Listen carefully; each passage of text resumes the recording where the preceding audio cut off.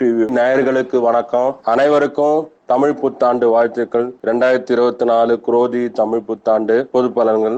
இந்த ஆண்டு பாத்தீங்கன்னா விவசாயம் நல்லா இருக்கும். உத்தியோகஸ்தர்களுக்கு சிறப்பான ஆண்டு. அரசு வேலை கிடைக்காதவங்களுக்கு அதுக்கான வாய்ப்பு கிடைக்கும்.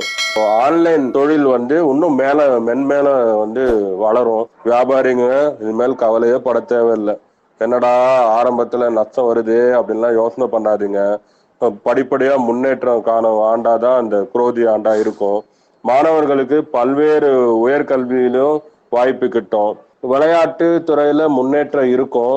ஆனா ஒரு சில நேரங்கள்ல நம்ம கவனத்தை செலுத்தணும். தன லாபம் இருக்கும்.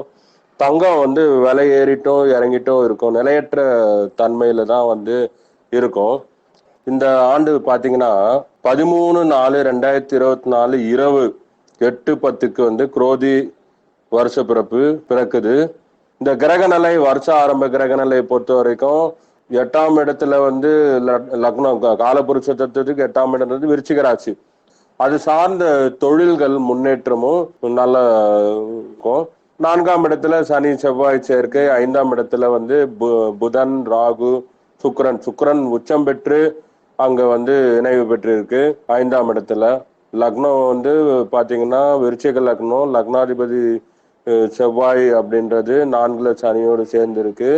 6ஆம் இடத்துல குரு உச்சம் பெற்ற சூரியனோட இணைவு பெற்றிருக்கு. இப்படி பாத்தீங்கன்னா 4, 5, 6 இந்த 3 இடத்துலயுமே கிரகங்கள் அமைஞ்சிருக்கு. வலுவான நிலையில தான் இருக்கு. வருஷ ஆரம்ப லக்னம் அப்படின்னு பார்க்கும்போது விருச்சிகம். வருஷ ஆரம்ப ராசி மிதுனம். ராசி 3ஆம் ராசியா வருது காலபுருஷ தத்துவத்துக்கு. அப்போ லக்னம் 8வது லக்னம். இதனால என்ன சாதக பாதகம் பலன் அப்படின்றது நம்ம பார்க்க போறோம். வருஷ லக்னாதிபதி பாத்தீங்கன்னா செவ்வாய் 3-4 சனியோட சேர்க்கை பெற்று இருக்கு. அந்த சனியோட சேர்க்கை பெற்று அமைஞ்சோடு மட்டும் இல்லாம பாதகாதிபதி உச்சம் பெற பெற்றிருக்கு. குரு 6ல இருக்கு. மற்றபடி 5ஆம் இடத்துல நல்ல கிரகங்கள் சேர்க்கையில இருக்கிறதுனால சுக்கிரன் வலுவா இருக்கிறதுனால விவசாயம் நல்லா இருக்கும். காதல் திருமணங்கள் அங்கங்கே நடக்கும். அரசியல்வாதிங்க குற்றச்சாட்டுக்கு ஆட்படுவாங்க. ஏன்னா 6ல சூரியன் வலுவான நிலையில இருக்கிறது உத்தியோகத்தை கொடுத்தா கூட அந்த ஊழல் குற்றச்சாட்டுக்கு ஆளாகிற ஒரு தன்மையும் அரசியல்வாதிக்கு நேரிடும். 6ல உச்சம் பெற்ற கிரகம் இருக்கிறதுனால என்ன ஆகும்னா அண்டை நாடுகளோட ஒரு பகை உணர்வு அப்படின்ற அதிகரிக்கும். ஒரு பகை உணர்ச்சி வரும். 8ல சந்திரன் இருக்கிறது மனக்குழப்பத்தை, நாட்டுல ஒரு நிலையில்லாத ஒரு தன்மையை கொடுக்கும். லாபஸ்தானத்துல கேது இருக்கு. ஆன்மீக நாட்டம் இருக்கும். துறவிங்களுக்கு இது ஒரு சிறப்பான ஆண்டா இருக்கும்.